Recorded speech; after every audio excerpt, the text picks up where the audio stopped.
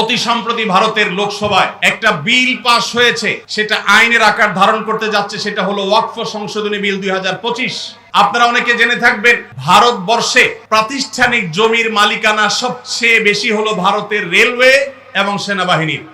তৃতীয় সর্বোচ্চ প্রাতিষ্ঠানিক জমির মালিকানা হলো ভারতের মুসলমানদের ওয়াকফ বোর্ডের জমি।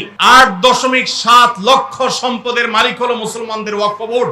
ফিলিস্তিন তো অনেক দূরে, আমাদের পার্শ্ববর্তী দেশ ভারতে যুগ যুগ ধরে যেভাবে মুসলমান নিধন চলছে, সংখ্যালঘুদের উপরে যেভাবে নির্যাতন চলছে, গোটা পৃথিবীর অন্য খুব কম দেশে এইভাবে সংখ্যালঘুদের উপর নির্যাতন হয়ে থাকে। আপনারা জানেন, অতি সম্প্রতি ভারতের লোকসভায় একটা বিল পাস হয়েছে, সেটা আইনের আকার ধারণ করতে যাচ্ছে। সেটা হলো ওয়াকফ সংশোধনী বিল 2025। আপনারা অনেকে জেনে থাকবেন, ভারতবর্ষে প্রাতিষ্ঠানিক জমির মালিকানা সবচেয়ে বেশি হলো ভারতের রেলওয়ে এবং সেনাবাহিনীর। তৃতীয় সর্বোচ্চ প্রাতিষ্ঠানিক জমির মালিকানা হলো ভারতের মুসলমানদের ওয়াকফ বোর্ডের জমি। 8.7 লক্ষ সম্পদের মালিক হলো মুসলমানদের ওয়াকফ বোর্ড।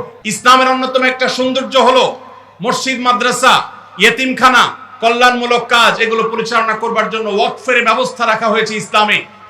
কেউ তার জমি জীবদ্দশায় ওয়াকফ করে গেলে কিয়ামত পর্যন্ত সেই জমি যে উদ্দেশ্যে ওয়াকফ করে যাওয়া হয়েছে সে উদ্দেশ্যে ব্যয় করতে হবে। ওয়াকফের জমি কেউ বিক্রি করতে পারে না, এক্সচেঞ্জ করতে পারে না, দখল করতে পারে না। যে উদ্দেশ্যে ওয়াকফ করা হয়েছে এটার পরিপন্থী কোনো কাজ করা যায় না। ওয়াকফের এই চমৎকার উদাহরণের কারণে পৃথিবীতে কল্যাণমূলক কাজ আজীবন বেঁচে থাকবে। সেই সাস্টেইনেবল ওয়াকফের মাধ্যমে সাস্টেইনেবল ডেভেলপমেন্টের ব্যবস্থা ইসলাম রেখেছে।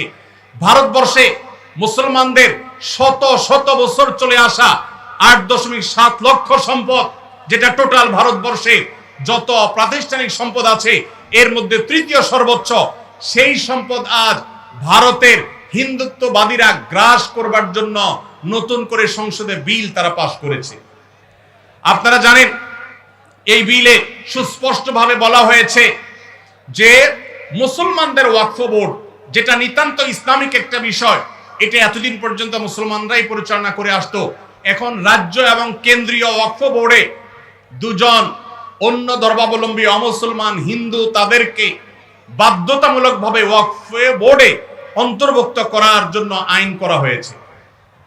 তার মানে মুসলমানদের মসজিদ পরিচালনার জন্য মুসলমানদেরকে ঢুকাইতে হবে কমিটিতে। এরকম ন্যাক্কারজনক, এরকম জঘন্য বিল আজকে তারা লোকসভায় পাশ করেছে।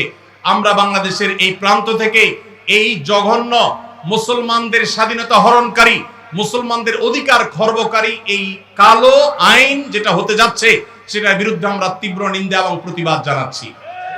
ভাইরা আমার, আমাদের দেশের পান থেকে চুন খসলেই যারা সংখ্যালঘু অধিকার বলে চিৎকার চেঁচামেচি করে আর নিন্দা জ্ঞাপন করে, তারা যুগ যুগ ধরে যে মুসলমান নিধন করে আসছে, সেখানে সামান্য একটু গোশত পাওয়া যাওয়ার কাল্পনিক অভিযোগের ভিত্তিতে দিন দুপুরে মানুষকে পিটিয়ে মেরে ফেলা হয়। হোলির রং গায়ে মাখতে না চাওয়ার কারণে দিন দুপুরে পিটিয়ে মানুষকে মেরে ফেলা হয়। তাদের উৎসবের নাম দিয়ে মুসলমানদের মসজিদগুলোকে ভাঙা হয় বুলডোজার দিয়ে। যেখানে 1000 বছরের পুরাতন বাবরি মসজিদ ভেঙে সেখানে রাম মন্দির নির্মাণ করা হয়। ওয়াকফ বোর্ডের উপরে কর্তৃত্ব প্রতিষ্ঠা করার মাধ্যমে মুসলমানদের লক্ষ লক্ষ সম্পদ, এটাকে হিন্দুরা তাদের মতো করে মসজিদ মাদ্রাসাগুলোতে আরো বহু রাম মন্দির প্রতিষ্ঠা করার আইনি ভিত্তি তারা তৈরি করেছে। এই কালো আইন, এই বিলের বিরুদ্ধে আমরা তীব্র প্রতিবাদ এবং নিন্দা জ্ঞাপন করছি। আমাদের দায়িত্ব হবে প্রত্যেকটা মানুষ ভারতবর্ষের মুসলমানদের বিরুদ্ধে এই ঐতিহাসিক জঘন্য যে পদক্ষেপ ভারত সরকার নিতে যাচ্ছে, এর বিরুদ্ধে প্রত্যেককে যার যার জায়গা থেকে প্রতিবাদ জানাতে হবে। ওয়াকফ সম্পদ এটা মুসলমানদের অধিকারের ব্যাপার, সামাজিক এবং ধর্মীয় অধিকারের ব্যাপার। মুসলমানদের সে অধিকার থেকে তারা বঞ্চিত করছে। একের পর এক কালো আইন করে করে মুসলমানদেরকে বঞ্চিত করা হচ্ছে। আমরা নিন্দা জানাই।